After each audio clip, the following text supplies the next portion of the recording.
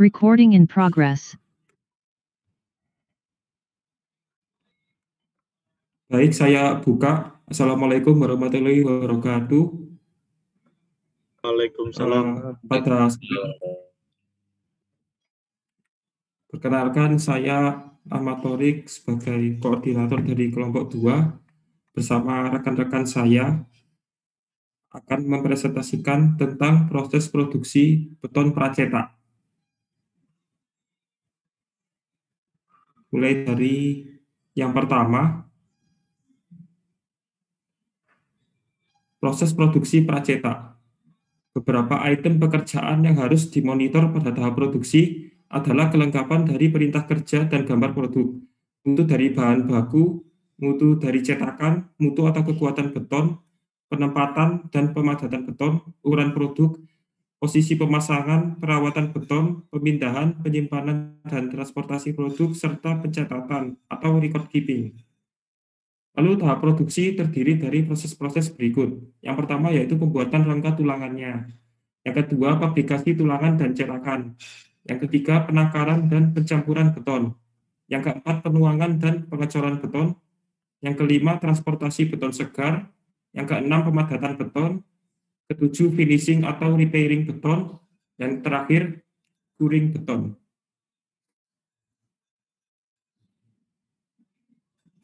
Lalu selanjutnya,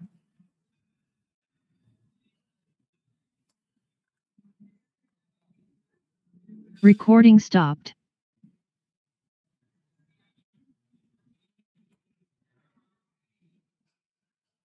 minta tolong Dekan next.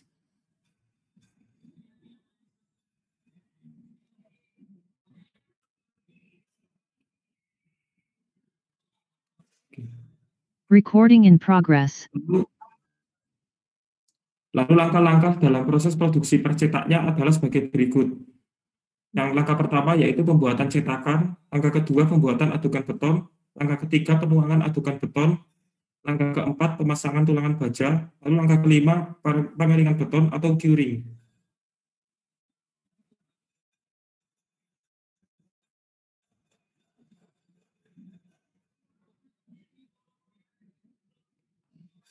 Selanjutnya, materi tentang perawatan beton atau curing yang akan dijelaskan oleh Mas Reza. Untuk waktu dan tempat dipersilakan. Saya lanjutkan. Perawatan beton atau curing beton. Secara pengertian, curing beton adalah suatu pekerjaan untuk mempertahankan kadar air yang cukup dan juga suhu beton pasca pengecoran dengan bertujuan supaya mendapatkan hasil yang maksimal. Pekerjaan curing beton harus dimulai sesegera mungkin setelah penempatan dan finishing sehingga beton dapat mengembangkan kekuatan dan daya tahan yang diinginkan. Tujuan curing beton sendiri itu ada 3. Proses curing beton bisa mencegah keretakan pada beton bangunan. 2. Bisa menghasilkan beton dengan mutu yang direncanakan sebelumnya. Ketiga, mencegah kehilangan air pada beton karena penguapan dan menjaga kestabilan struktur beton.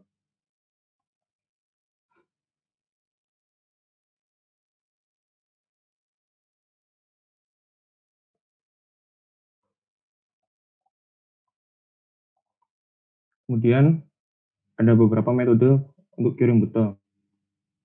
Di sini ada 3. Pertama, membasahi beton dengan air. Metode ini disebut pula dengan water curing. Caranya adalah dengan meletakkan beton di dalam air atau meletakkannya pada ruangan yang lembab. Kedua, menggunakan metode membran sebagai perawatan beton. Metode ini disebut juga dengan membran curing. Jika bangunan Anda berada pada wilayah yang sulit mendapatkan air, maka metode membran bisa jadi pilihannya. Caranya adalah dengan melakukan pelapisan dengan membran. Tujuannya adalah untuk mencegah agar air pada beton tidak menguap dengan cepat. Kemudian metode yang terakhir, penguapan pada beton. Aplikasi dan cara curing beton ini dilakukan pada wilayah yang cenderung dingin atau memiliki musim dingin.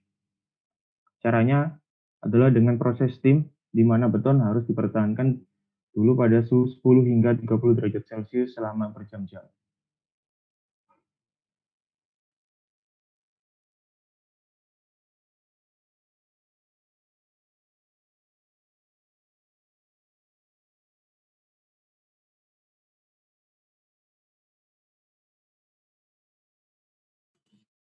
Oke, terima kasih Mas Reza atas penjelasannya.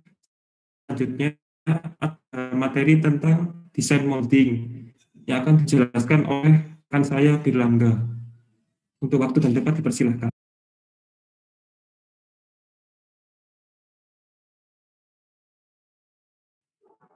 Oke, saya lanjutkan untuk desain molding.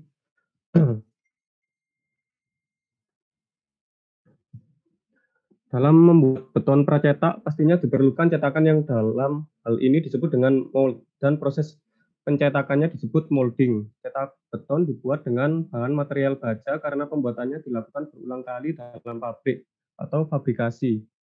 Cetakan biasanya dibuat menggunakan plat baja, plat C-channel, baja sudut atau angles, plat bar yang biasanya digunakan untuk mendukung plat baja yang digunakan pada cetakan. Macam-macam baja ini dipilih dan digunakan sesuai dengan rentang dan profil dari cetakan yang akan dibuat. Sistem pada cetakan ialah rangkaian beragam bagian-bagian molding yang dapat dilakukan pemasangan dan dapat dibuka dengan sangat mudah. Kemudian dapat dilakukan pemasangan tulangan secara terus-menerus pada cetakan dan proses pengecoran.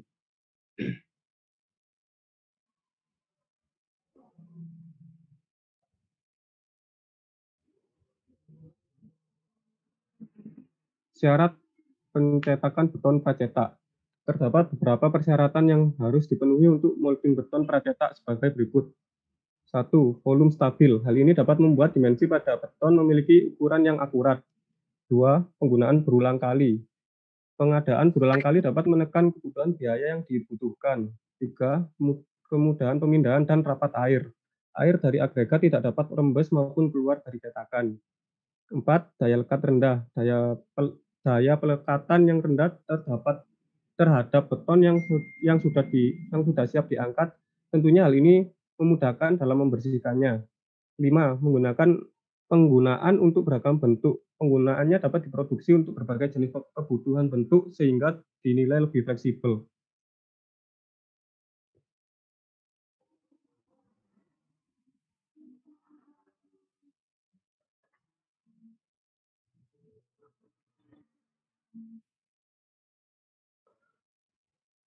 Ini untuk gambar cetakan kolom. Cetakan kolom umumnya kolom dicetak secara horizontal, hanya pada kasus tertentu dicetak secara vertikal seperti kolom lingkaran. Cetakan terdiri dari dua bagian, yakni bagi sting dasar dan bagi sting gerak atau yang dapat dipindahkan. Ini untuk gambar cetakan balok. Cetakan balok terbuat dari dua bagian, yakni cetakan baja plat dasar yang terpasang dan penjepit. Cetakan balok dibuat agar fleksibel, yaitu dapat disesuaikan dengan tinggi dan lebar balok.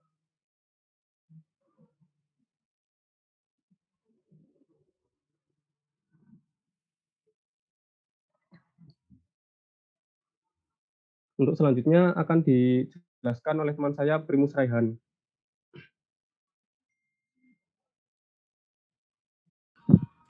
Selanjutnya ialah cetakan baterai atau battery mold.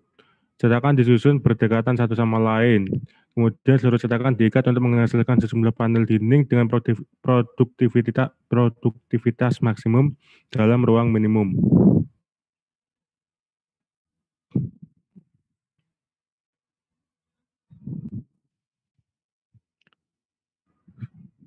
Lalu ada tilting mold. Cetakan ini digunakan untuk mencetak panel dinding dalam posisi horizontal dan kemudian memiringkan seluruh cetakan hingga 90 derajat. Pemiringan cetakan dilakukan menggunakan dongkrak hidraulik. Proses cetakan ini masih memerlukan tenaga tukang karena hanya menyelesaikan bagian satu sisi saja, sehingga sisi lain dikerjakan secara manual.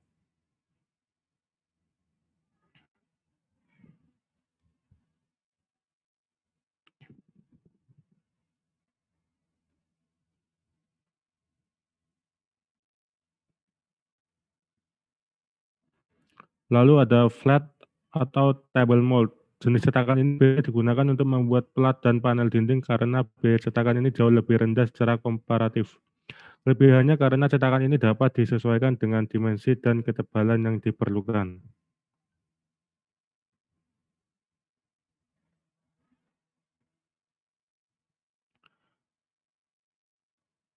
Lalu ada cetakan tangga. Cetakan tangga dibuat dalam posisi terbalik.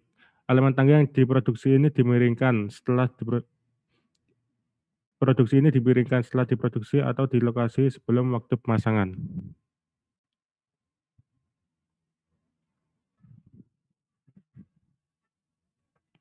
Lalu ada cetakan custom. Masih banyak lagi cetakan yang bisa disesuaikan dengan kebutuhan seperti cetakan drainase, gorong-gorong, blok culvert, cetakan blok penghalang, dan lain-lain.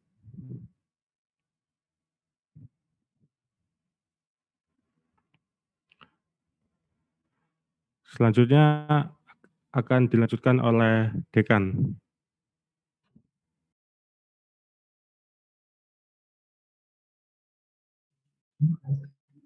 Kemudian ada demolding atau headling. Proses demolding adalah proses pengangkatan elemen beton pracetak dari cetakan setelah beton dirasa cukup matang.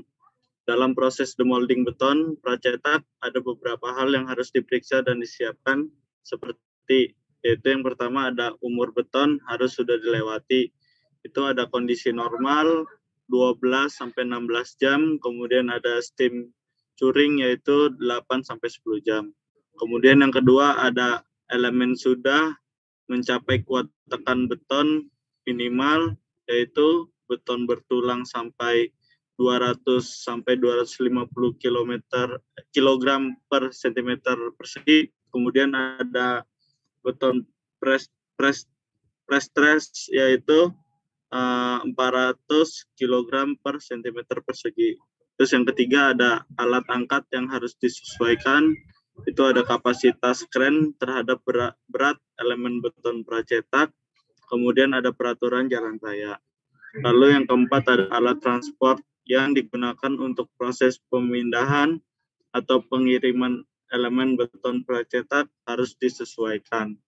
Terus yang kelima ada stabilitas dan stres pada komponen pracetak selama proses pengangkatan harus diperhatikan dan ditinjau. Kemudian ada fase demolding. Pematen adalah langkah terakhir dalam siklus pencetakan injeksi. Meskipun produk telah dingin, demolding memiliki pengaruh yang sangat penting pada kualitas produk. Pelepasan yang salah dapat menyebabkan produk tidak seimbang, selama demolding dapat menyebabkan cacat seperti deformasi produk saat dikeluarkan. Ada dua cara utama demolding, yaitu ejeksi dan stripper stripping. Ketika merancang cetakan, kita harus memilih metode pelepasan cetakan yang tepat sesuai dengan karakteristik struktural dari produk untuk memastikan kualitas produk. Kemudian, untuk cetakan yang dipilih untuk ejeksi pin ejector, pengaturan pin ejector harus seragam mungkin, dan posisi harus dipilih di tempat di mana resistensi ejeksi adalah yang terbesar dan kekuatan dan kekakuan bagian plastik adalah yang terbesar, sehingga terhindar dari deformasi dan kerusakan bagian plastik. Kemudian stripper umumnya digunakan untuk wadah berdinding tipis yang diratakan dalam dan untuk demolding produk transparan yang tidak memungkinkan jejak batang dorong. Mekanisme ini ditandai dengan gaya pengupasan yang besar dan seragam, gerakan halus, dan tidak ada jejak yang terlihat.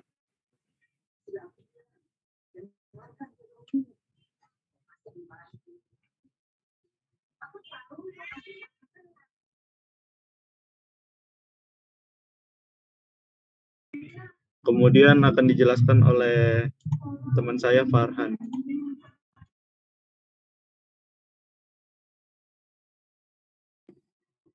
Baiklah, selanjutnya ada pemasangan dan erection girder. Yang pertama ada pekerjaan balok girder. 1.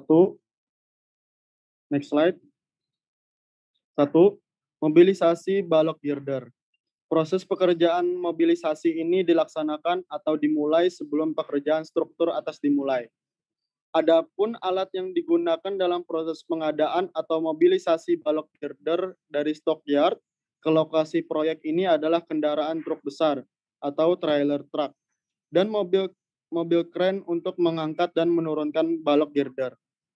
Dalam pelaksanaannya, perlu dipertimbangkan jarak dari tempat produksi girder sampai dengan lokasi proyek. Akses jalan juga harus disurvei terlebih dahulu. Apakah truk pengangkut girder bisa melewati jalan tersebut atau tidak. Yang terakhir, pengawasan terhadap material girder tersebut dalam proses pengangkutan. Untuk meminimalisir pekerjaan yang tidak hati-hati, sehingga terjadinya benturan atau yang menyebabkan girder cacat. Next slide.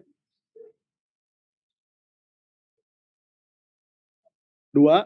Ada instalisasi balok girder. Sebelum pekerjaan stressing, oprit jembatan harus sudah siap. Artinya, tempat tersebut memiliki kontur yang rata dan padat, karena girder tersebut akan disusun pada oprit jembatan. Proses pekerjaan stressing balok girder ini merupakan proses pemberian tegangan pada balok girder. Adapun hal penting yang harus diperhatikan dalam pembuatan atau penyusunan balok girder ini adalah elevasi stressing bed. Lokasi post tensioning harus diusahakan sedatar mungkin agar tidak menyebabkan girder mengalami perpindahan dalam arah lateral. Kemudian dipersiapkan terlebih dahulu perletakan sementara untuk masing-masing segmen girder. Setelah itu segmen balok girder dijajarkan sesuai bagiannya dan di bagian ujung pertemuan harus diberi oli atau pelumas agar balok dapat bergerak mengimbangi gaya praktekan yang diberikan. Selanjutnya, setelah itu, kabel strand dipotong sesuai dengan kebutuhan di lapangan, dan pemotongan diusahakan seminimal mungkin agar tidak ada kabel yang terbuang. Berikutnya, kabel strand dimasukkan ke dalam duct secara manual pada tiap-tiap tendon sesuai dengan perencanaan. Lalu dipasang pengunci kabel strand di ujung kabel. Penegangan atau stressing pada balok girder jembatan dilakukan sampai tegangan MPa-nya yang sudah direncanakan untuk setiap lubang tendon. Girder terdiri dari lubang tendon 6 buah strand, bahkan lebih, tergantung dengan perencanaan awal jembatan tersebut, dengan dilakukan pencatatan pengontrol tegangan dan perpanjangan kabel pada setiap kenaikan tegangan 5A. Kemudian, hasilnya dibandingkan dengan perhitungan teoritis yang dilakukan sebelum penarikan. Kemudian, selanjutnya, adapun tahapan pelaksanaan pekerjaan stressing adalah sebagai berikut. Yang pertama, ada persiapan atau pemasangan kepala angkur. Kepala angkur dipasang dengan cara memasukkan ujung stressing length ke lubang kepala angkur, lalu mendorongnya ke arah casting sedekat mungkin. Selanjutnya, wedges atau baji dipasang sesuai dengan jumlah strand yang ada. Setelah acuan dibuka dan umur beton setelah mencapai kekuatan yang direncanakan, maka strand siap untuk ditarik. Kemudian ada pemasangan dongkar atau stressing jack. Kawat-kawat untayan dimasukkan dalam lubang-lubang pada stressing jack.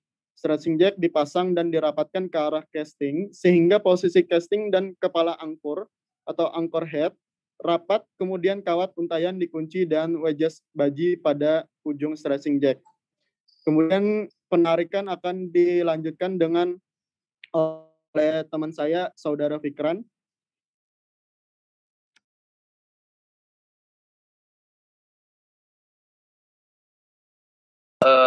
Bentar, kayaknya di skip dulu deh. Udah tinggal 10 menit soalnya. Recording stopped. Ganti Zoom lagi, Kak? Link Zoom lagi. Iya. Diulang lagi, Kak? Gitu. Oke. Bentar ya. Jadi sampai slide 26 ya. In progress. Ya, baik. Melanjutkan dari belum ya? Udah ya? Oh.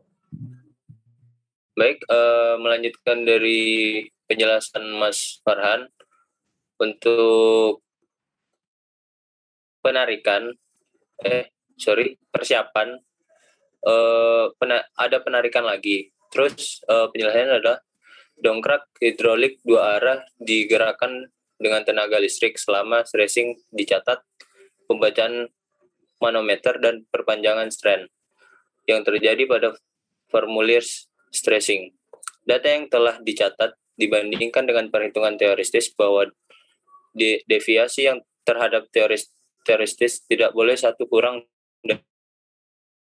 Jika deviasi kurang dari 5%, maka langsung diadakan penarikan ulang tanpa melepas atau menghilangkan gaya yang telah ada. Jika terjadi lebih dari 5%, maka hasil stressing akan digambarkan pada sebuah grafik untuk melihat penyebab terjadinya penyimpangan tersebut. Kemudian ada penguncian baji atau width.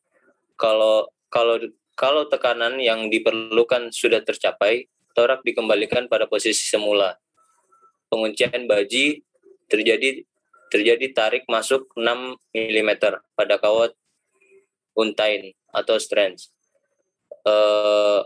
Kemudian ada pengerjaan akhir, yaitu dongkrak dilepaskan. Sisa kawat untain atau strand pada anchor head dipotong dan menutupnya dengan adukan semen untuk persiapan pekerjaan grounding.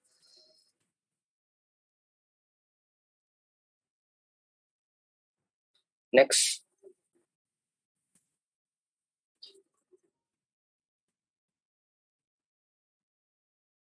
Terus ada pekerjaan grounding balok girder.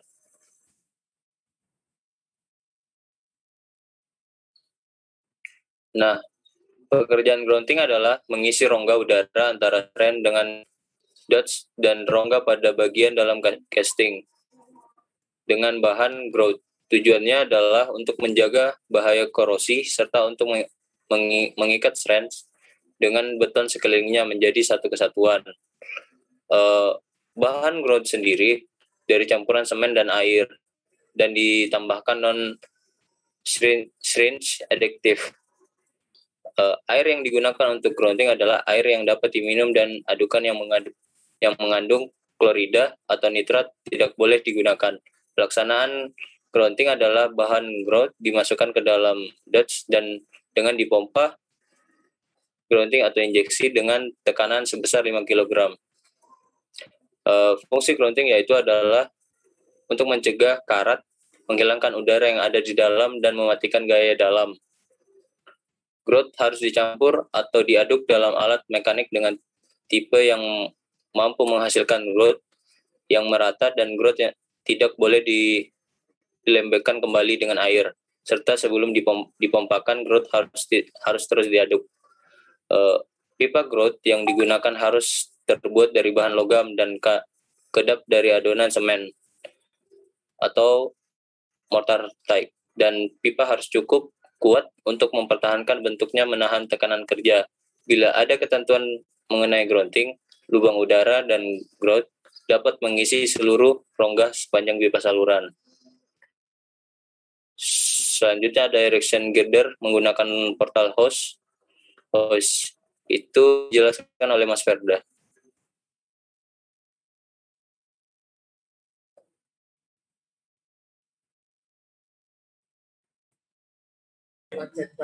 Kemudian metode pelaksanaan untuk instalasi girder atau gelagar sangat bermacam.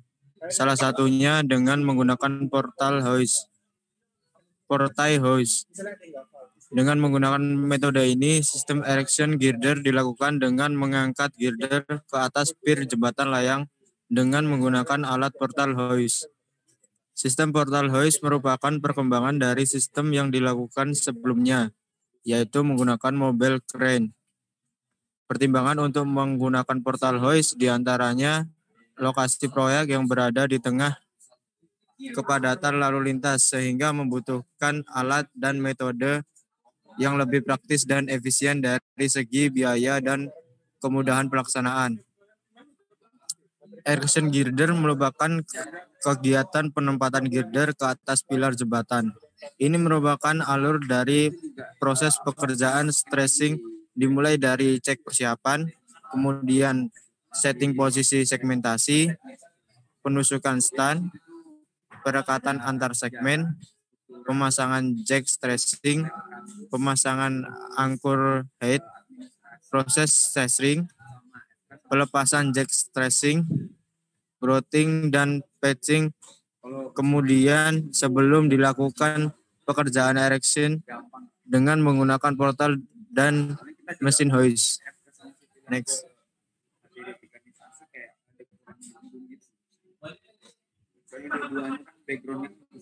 Ada beberapa hal yang harus dipersiapkan, yaitu 1. Survei lapangan mencangkup penempatan stok girder, kemudian penetapan jalan portal hoist, kemudian menetapkan penempatan kaki portal hoist, tanah harus keras, kemudian membuat metode kerja sistem pelaksanaan erection dengan portal hoist.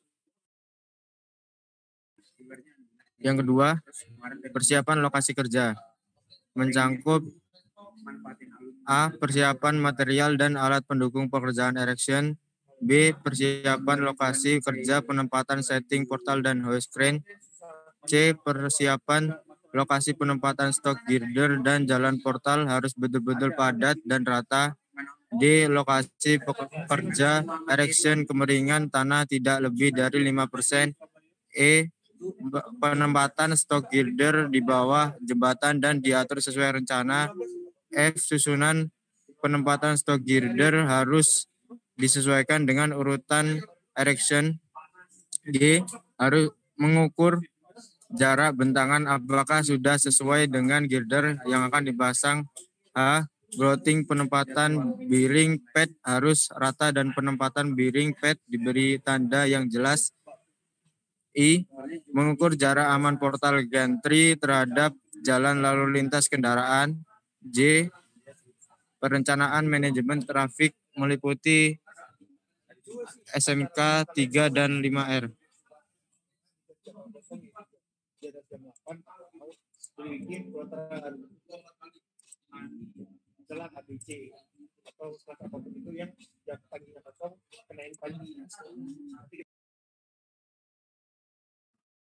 Terima kasih dari rekan saya Verda. Untuk selanjutnya, penjelasan materi tentang persiapan stok girder akan dijelaskan oleh rekan saya Hafiz. Waktu dan tempat dipersilakan. Oke, baik. Untuk selanjutnya adalah persiapan stok girder yang sebelumnya tadi sudah melakukan survei lapangan, persiapan lokasi kerja. Jadi langkah selanjutnya adalah persiapan stok girder ini. Untuk persiapan stok girder mencakup tentang menentukan lokasi stok girdernya, kemudian ada pengaturan posisi letak girder sebelum di-stressing, kemudian ada lagi lokasi penempatan itu merupakan tempat yang rata dan padat. Kemudian stok girder di antara pier dan pilar sebagian sisi kiri dan sebagian sisi kanan. Kemudian susunan penempatan girder disesuaikan urutan erection. Kemudian stok girder disetting di atas slipper dengan posisi sejajar dengan jembatan. Untuk yang terakhir yaitu fondasi stressing bagian ujung harus betul-betul kuat. Kemudian langkah selanjutnya adalah proses erection. Yang pertama adalah pelaksanaan penyetelan portal di lokasi pengangkatan, kemudian pemasangan sabuk angkat pada girder, lalu dilakukan tes beban angkat, kemudian proses pengangkatan girder, lalu proses peletakan girder di atas bearing pad yang sebelumnya tadi sudah ditandai, kemudian adalah pengangkatan girder selanjutnya. Jadi proses ini terus diulang untuk mencapai semua balok girder terpasang dan terereksi sesuai tempatnya. Oke, next slide.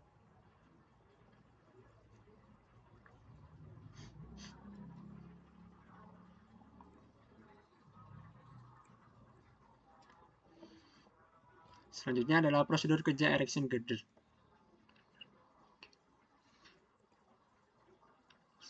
Erection girder dengan menggunakan sistem portal hoist merupakan pengembangan dari sistem mobile crane, di mana karena faktor lokasi dan juga biaya pelaksanaannya, maka untuk mengatasi dengan cara membuat peralatan pengganti mobile crane. Langkah-langkahnya yang pertama kali adalah pemasangan portal hoistnya tersebut, yakni memasang kaki portal di aspal atau di tanah dengan diberi alas fondasi dengan tinggi serta lebar portal disesuaikan dengan ukuran jembatan layang. Kemudian, pemasangan mesin gantri pengangkat memakai roda troli dipasang di atas portal untuk pengangkatan dan pergeseran girder. Kemudian, pemasangan portal dilakukan oleh subkon portal hoist sehingga siap difungsikan. Portal hoist crane bisa bergerak ke arah memanjang dan arah melintang jalan. Jarak hoist crane terhadap pilar menyesuaikan titik angkat girder. Posisi portal masing-masing berada di atas titik angkat girder. Kemudian untuk langkah yang kedua adalah pengangkatan girder memakai gantry crane. Jadi, yakni adalah pengangkatan girder. Balok girder itu diangkat menggunakan gantry crane, yang mana gantry crane ini memiliki sling untuk mengangkat tersebut. Jadi yang pertama disiapkan adalah sling angkat mesin gantry crane dikaitkan dengan titik angkat girder. Kemudian mesin gantry crane dengan tenaga motor elektrik mengangkat girder ke atas pier sampai posisi girder sejajar dengan tinggi pier. Pengangkatan girder dilakukan pelan-pelan untuk dilihat ketepatan posisinya. Pengangkatan ujung-ujung girder secara bersamaan dan pengangkatan girder ini harus sesuai dengan urutan pengangkatannya. Oke. Untuk selanjutnya, langkah-langkah selanjutnya akan dijelaskan oleh teman saya Abdurrahman Ali Farhan.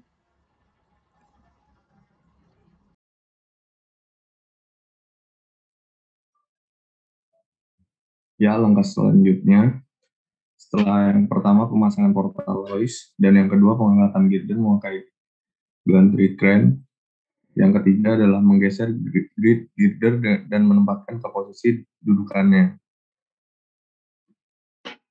Yang pertama, troli gantry crane dengan tenaga molor elektrik berjalan membawa girder ke atas pier.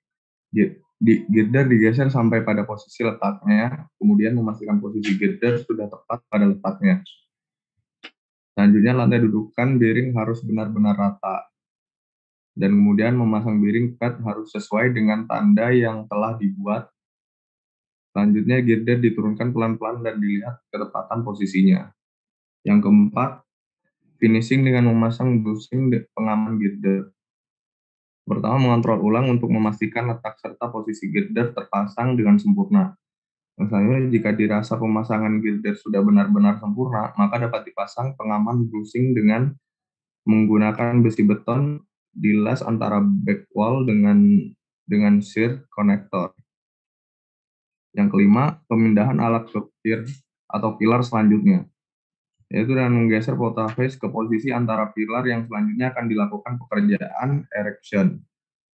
Selanjutnya melakukan proses erection dari awal kembali untuk pekerjaan erection pilar selanjutnya. Next slide. Selanjutnya adalah erection beton pracetak metode vertikal dan horizontal.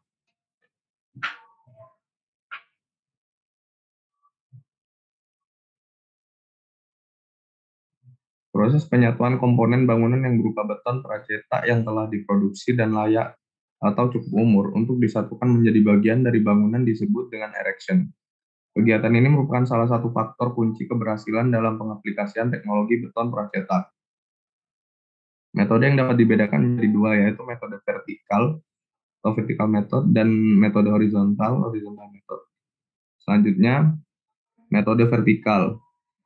Erection dengan metode vertikal ada kegiatan penyatuan komponen beton pracetak yang dilaksanakan pada arah vertikal struktur bangunan yang mempunyai kolom menerus dari lantai dasar hingga lantai paling atas. Yang dengan cara demikian, maka sambungan-sambungan pada lantai di atasnya harus dapat segera bekerja secara efisien.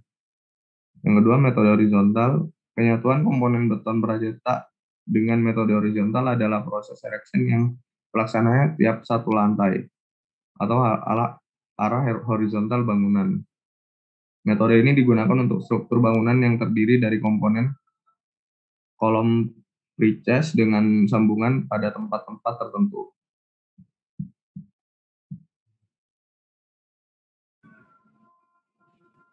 Baik, terima kasih pemaparannya dari Mas Abdurrahman. Sekian dari kelompok kami. Saya mewakili rekan-rekan dari kelompok 2. Mohon maaf apabila ada kesalahan kata dan kekurangan dalam presentasi kami. Semoga bermanfaat untuk semua. Wassalamualaikum warahmatullahi wabarakatuh. Waalaikumsalam warahmatullahi wabarakatuh. Recording